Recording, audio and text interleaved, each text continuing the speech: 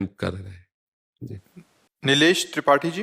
राधा वल्लभ श्री हरिवंश राधा वल्लभ श्री हरिवंश महाराज जी, अनन्य चिंतन कैसे पैदा होता है? जैसे गुरु जी कहते हैं कि अनन्य चिंतन से भगवत प्राप्ति होती है, इसका तात्पर्य? भगवान भी तो कहते सब गुरुओं के गुरु, अनन्यस चिंतयन्तो माम ये जनाः पर्युपासते।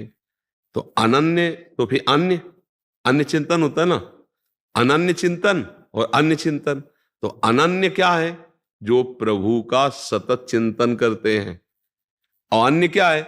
शरीर का चिंतन करना, भोगों का चिंतन करना, भगवान से विमुख इंद्रियां जो भटक रही संसार में, वो चिंतन के कारण भटक रही। इन सबको समेटना है। तो पहले चिंतन नहीं समेटता, ध्यान रखना। अगर पकड़ पाओ तो पकड़ पाओ, नहीं तो शब्द ही निकलते जा रहे हैं। देख लो, अनन्य चिंतन प्रारंभ में नहीं होता।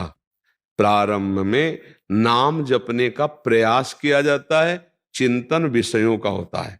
ध्यान करना, प्रारंभिक जब साधना प्रारंभ होती है तो हम कह रहे राधा राधा, लेकिन मन गंदा ही सोच रहा है, मन की चाल गलत हो रही।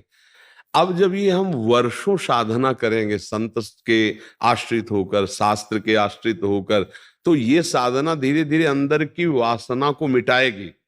अब हमारा चिंतन बनने लगेगा, राधा राधा राधा राधा। जो जप रहे थे वो चिंतन, और जब चिंतन पूरा का पूरा ऐसा कि हम डूब गए, नाम चल रहा है, सेवाएं हो रही हैं, लेकिन चिंतन अंदर से, उसे कहते हैं अनन्य चिंतन।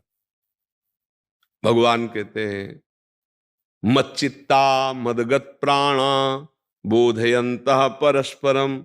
मेरे को चित्त अर्पित कर दो, चित्त चिंतन, मेरे को प्राण अर्पित कर दो, एक एक श्वास राधा राधा, कृष्ण कृष्ण, राम हरि, जो नाम प्रिय हो, पहले नाम में लगो। नाम तुम्हारा चिंतन प्रभु के चरणों में समर्पित कर देगा। ऐसे चिंतन नहीं होता। चिंतन का मतलब अलग होता है, ये जप नहीं है। चिंतन का मतलब होता है जैसे आप हमारे पास बैठे हो लेकिन चिंतन कुछ और हो जाए, वो अंदर अंदर जो होता है उसे चिंतन कहते हैं। समझ रहे हो? जैसे माला चल रहा है, और माला चलने के बाद जो अंदर हो रहा है उसे चिंतन कहते हैं। ऊपर से कह रहे राधा राधा राधा राधा राधा राधा राधा, अब अंदर चिंतन चल रहा है, आज ये खाया जाए क्या, आज ये भोग, उसे चिंतन कहते हैं। उससे भगवत प्राप्ति, जब हम जो राधा जप रहे वही हमारे चिंतन में आने लगे तो बहुत जल्दी भगवत प्राप्ति हो। तो वो ऐसे